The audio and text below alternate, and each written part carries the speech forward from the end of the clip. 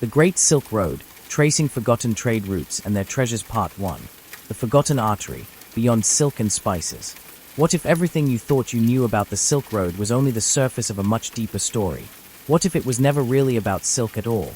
And what if the greatest treasure that moved across these routes was not gold, spices, or precious fabric, but ideas powerful enough to reshape civilizations forever?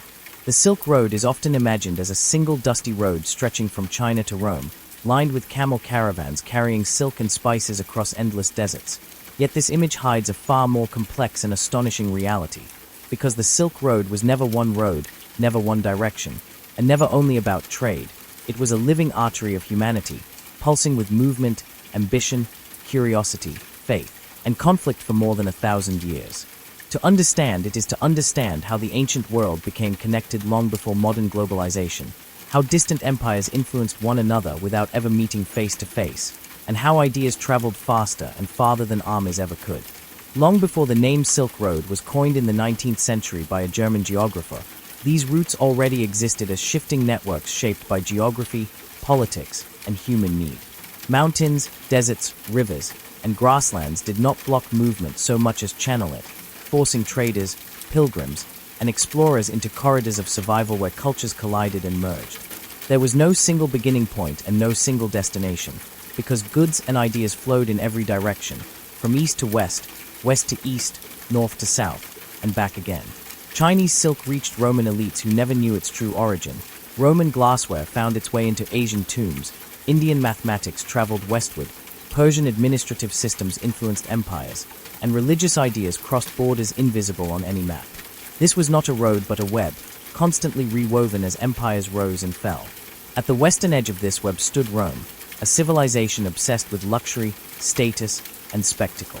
Roman elites developed an insatiable appetite for exotic goods, especially silk, which became a symbol of wealth so powerful that Roman senators debated banning it for moral reasons, fearing it weakened traditional values.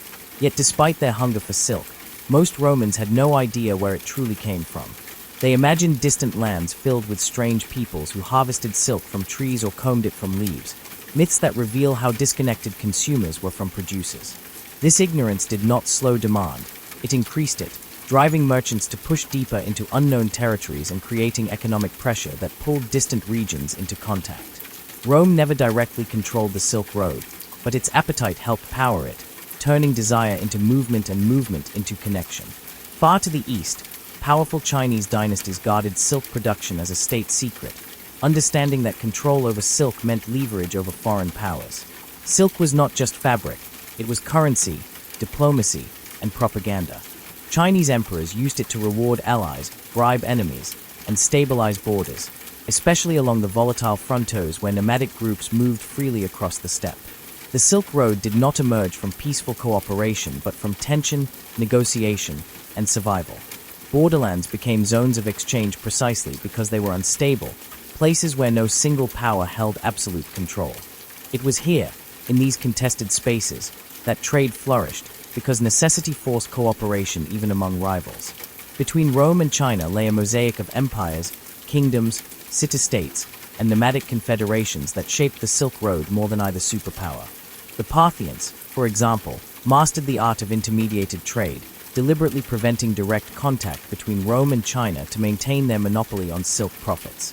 They controlled key corridors, taxed caravans, protected routes when it benefited them, and disrupted them when it did not. Later, the Sogdians, often overlooked in popular history, became some of the most influential traders on the Silk Road, operating family-run networks that stretched across thousands of miles.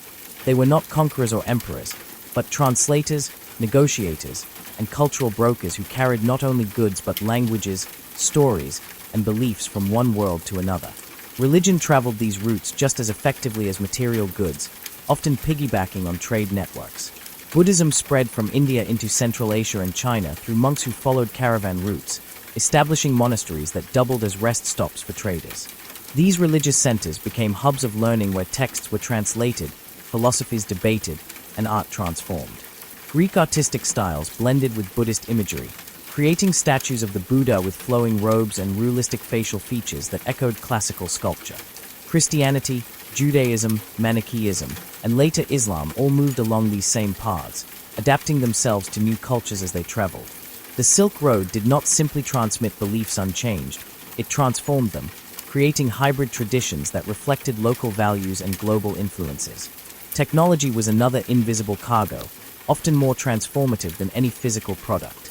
Papermaking moved westward from China, eventually revolutionizing administration, education, and record-keeping across the Islamic world and later Europe.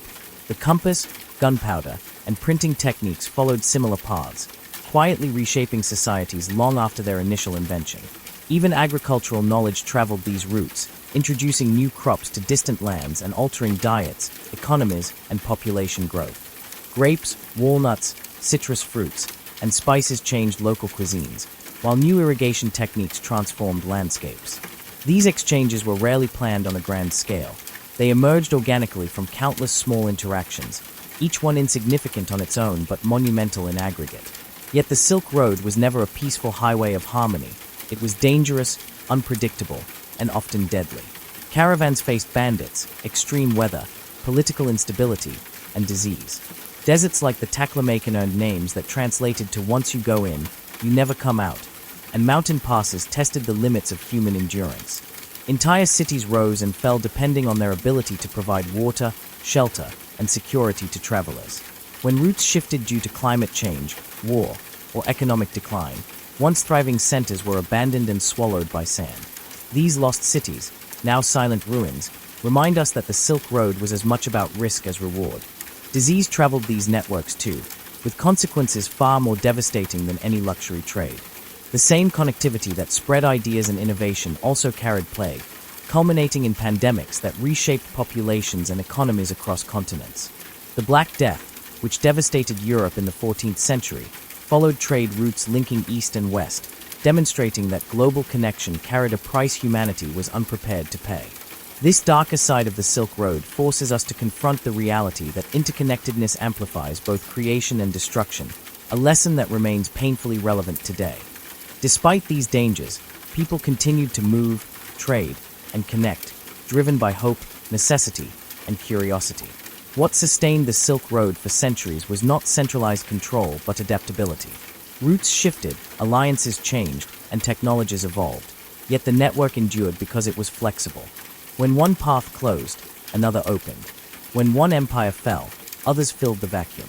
The Silk Road was resilient precisely because it was decentralized, a lesson modern systems still struggle to learn. As we trace this forgotten artery of the ancient world, it becomes clear that the Silk Road was not a backdrop to history but one of its main engines. It shaped how civilizations understood wealth, power, knowledge, and identity. It blurred boundaries between East and West long before those terms carried modern meaning. It reminds us that history has always been global, even when people believed they were isolated.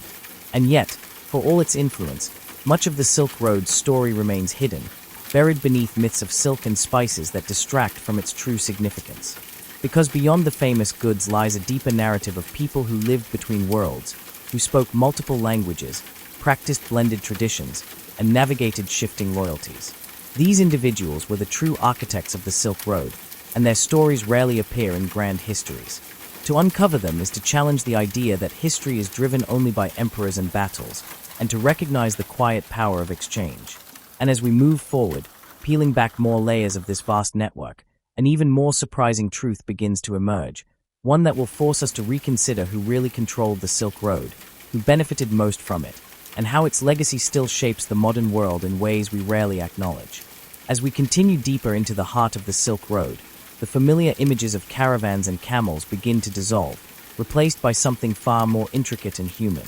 The Silk Road was not only sustained by merchants and empires, but by entire communities whose lives revolved around movement and exchange. Cities along the routes became melting pots where languages overlapped, customs blended, and identities blurred. Walk through an ancient Silk Road city at its height and you would hear Chinese, Persian, Sogdian, Greek, Sanskrit, and countless local tongues spoken in the same marketplace.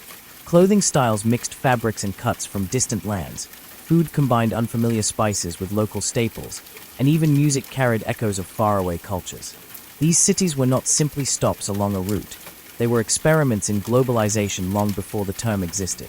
Among these cities were legendary hubs whose names once echoed across continents but now lie forgotten or buried. Samarkand, Bukhara, Kasha, Merv, Dunhuang, Palmyra, and many others thrived because they mastered one essential skill: serving travelers. They offered water, shelter, storage, protection, and information.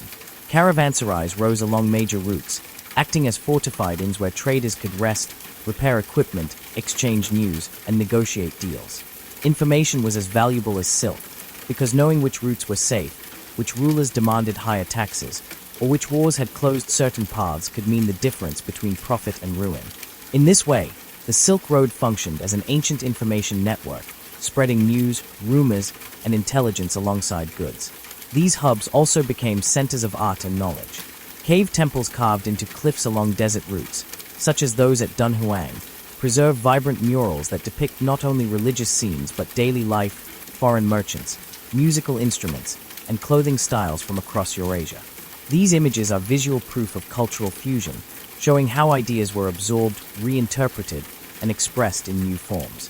The Silk Road did not erase local cultures, it laid them, creating complexity rather than uniformity. Every region added its own voice to a shared conversation that stretched across continents. Yet this vibrant exchange depended on a fragile balance. Political stability could turn a region into a thriving corridor, while conflict could silence it almost overnight. When strong empires maintained order, trade flourished. When they collapsed, routes fragmented.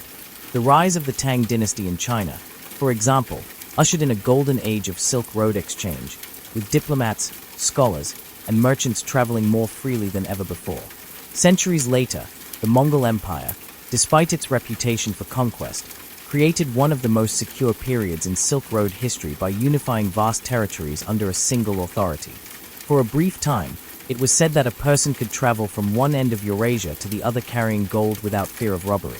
This enforced stability allowed unprecedented movement of people, goods, and ideas, including travelers like Marco Polo, whose accounts would later shape European imaginations of the East. But even during these periods of relative security, the Silk Road remained unpredictable. Climate shifts altered landscapes, drying rivers or expanding deserts, forcing routes to change. A city that depended on a single oasis could vanish when water sources failed. Earthquakes, floods, and famine left scars on the network, reminding us that nature was as powerful a force as any empire. The Silk Road adapted, but adaptation always came at a cost, and those costs were paid by ordinary people whose lives were bound to the rhythm of trade. The treasures of the Silk Road, often imagined as glittering objects, were in truth far more subtle and enduring. Writing systems evolved as scripts were adapted to new languages. Legal ideas crossed borders, influencing how societies governed themselves. Scientific knowledge moved gradually, sometimes misunderstood, sometimes transformed, but always accumulating. Astronomy, medicine, mathematics, and engineering benefited from this slow, continuous exchange. What one culture observed, another refined. What one civilization preserved, another expanded. Progress was not linear or owned by any single people. It was shared, contested, and built collectively along these routes. At the same time, the Silk Road challenged identities. Traders and travelers often lived between worlds, belonging fully to none. They learned to navigate multiple cultural codes, shifting behavior depending on where they stood. Loyalty became flexible, defined less by borders and more by networks of trust and mutual benefit.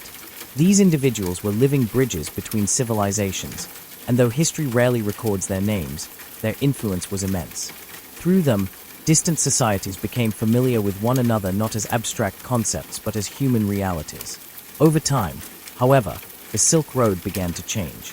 Maritime trade routes grew more efficient, redirecting global exchange toward the seas. New powers emerged, old ones declined, and political priorities shifted. The overland routes did not disappear overnight, but they gradually lost their central role. Cities that once thrived fell into obscurity. Sands covered streets where merchants once bargained. What remained were fragments, ruins, and stories half remembered. The Silk Road faded from daily life, but not from history, its legacy woven into the foundations of the modern world. And this is perhaps the greatest revelation of all. The Silk Road never truly ended. It transformed. Its spirit lives on in global trade networks, cultural exchanges, and technological diffusion that define our age. The questions it raises about connection, dependency, and consequence are more relevant than ever. How do ideas change when they travel? who controls the flow of knowledge and wealth. What happens when connectivity accelerates faster than understanding? Because beneath the myths of silk and spices lies a deeper mystery still waiting to be uncovered, a story of hidden roots, forgotten peoples, and lost treasures that challenge everything we think we know about power and progress. And as we prepare to move forward, one question lingers like an echo across the desert winds. If the Silk Road shaped the ancient world so profoundly, what secrets does it still hold about the forces that truly drove it, and who really paid the price for its brilliance?